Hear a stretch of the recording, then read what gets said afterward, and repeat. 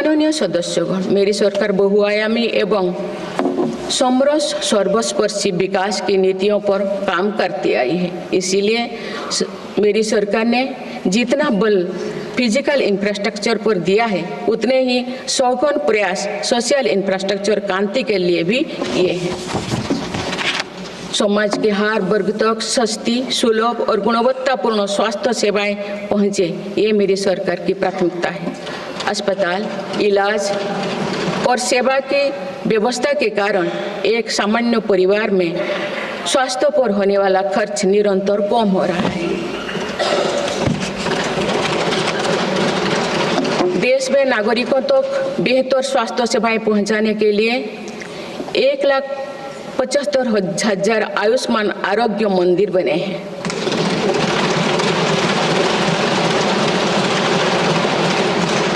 देश में कैंसर मरीजों की बढ़ती संख्या और इलाज में होने वाले खर्च को देखते हुए अनेक कैंसर दवाओं को कस्टम ड्यूटी में से मुक्त कर दिया गया है।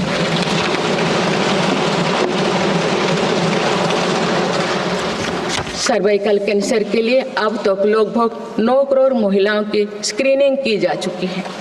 मेरी सरकार के प्रयास से दिमागी बुखार से लड़ने में देश को काफी सफलता मिली है। इससे होने वाले मृत्यु दर अब घटकर 6% रह गए।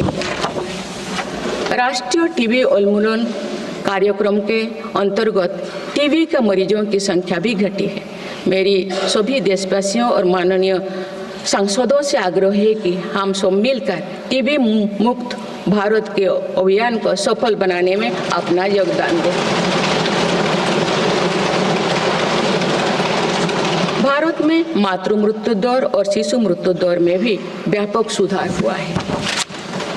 गर्भवती महिलाओं और बच्चों के टीकाकरण कार्यक्रम की सही ट्रैकिंग रखने के लिए यूइन पोर्टल लॉन्च किया गया है। इस पोर्टल पर अब तक लगभग 30 करोड़ वैक्सीन खुराक दर्ज हो चुका है। टेलीमेडिसिन के माध्यम से 30 करोड़ से अधिक टेली कंसल्टेशन से नागरिकों को स्वास्थ्य लाभ मिला है।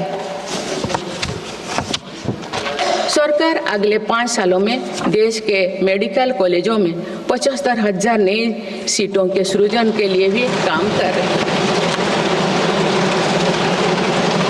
सरकार हेल्थ इंफ्रास्ट्रक्चर और मेडिकल इक्विपमेंट मैन्युफैक्चरिंग को बढ़ावा दे रही है।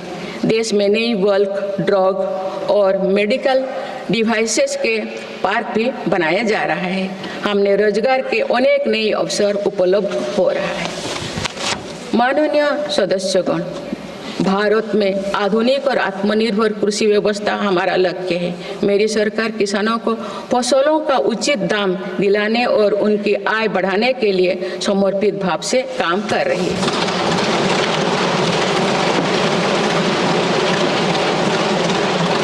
वर्ष 2023-24 में रिकॉर्ड 332 मिलियन टन अनाज उत्पादन हुआ है और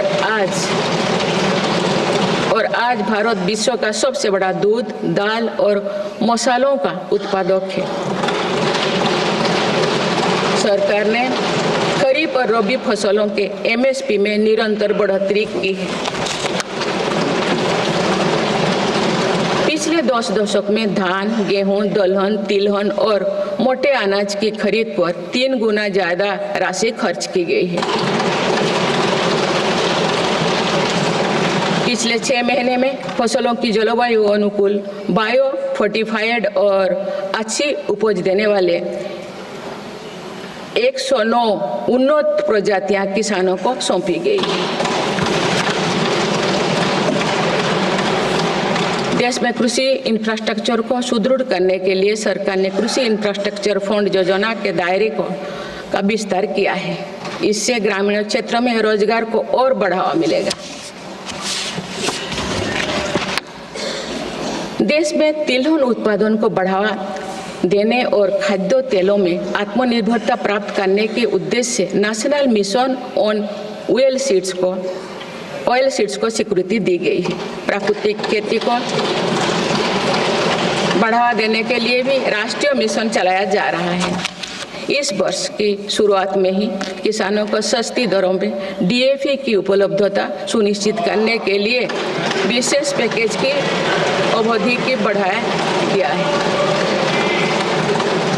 मत्स्य पालन को बढ़ावा देने के लिए 11 एकीकृत एक्वा पार्क की स्थापना की गई है। माननीय सदस्यगण, कुछ सप्ताह पूर्व ही भारत मौसम विज्ञान विभाग के 150 साल पूरी हुई है। वेदर रेडी और क्लाइमेट स्मार्ट भारत के लिए मेरी सरकार ने 2000 करोड़ रुपए की लागत से मिशन मौसम प्रारंभ किया है, जिसका लाभ हमारे किसानों को भी मिलेगा। बाबा साहेब आम्बेडकर के विजन पर चलते हुए देश के सूखाग्रस्त इलाकों में सिंचाई और पीने के पानी उपलब्ध कराने के लिए मेरी सरकार ने 2 ऐतिहासिक रिवर इंटरलिंकिंग परियोजनाओं पर काम आगे बढ़ाया है। 40,000 करोड़ रुपये से अधिक लागत की 3 बेतवा लिंक परियोजना में मध्य प्रदेश और उत्तर प्रदेश के लाखों ग्रामीण भाई बहन का लाभ मिलेगा। संशोधित पार्वती कालीमेघी चंबल लिंक परियोजना में राजस्थान और मध्य प्रदेश में सिंचाई और पीने के पानी की आवश्यकता की पूर्ति। पोलावरम सिंचाई परियोजना को पूरा करने के लिए 12,000 करोड़ रुपया की अतिरिक्त राशि भी स्वीकृत की गई है। माननीय सदस्यगण, हमारे 8 लाख सहकारी संस्थाएं एवं उनके 19 करोड़ हितधारक सदस्य ग्रामीण भारत के करीब 90% क्षेत्र का प्रतिनिधित्व करते हैं। बीते वर्षों में शहरी क्षेत्रों में भी सहकारी संस्थाओं का विस्तार हुआ है। सहकारी सेक्टर के आर्थिक सशक्तिकरण के लिए उठाए गए विभिन्न कदमों के फलस्वरूप रोजगार के अनेक अवसर सृजित हो गए हैं। वर्ष 2025 को अंतर्राष्ट्रीय सहकारिता वर्ष के रूप में मनाया जा रहा है, जिसमें भारत अपना महत्वपूर्ण योगदान देगा।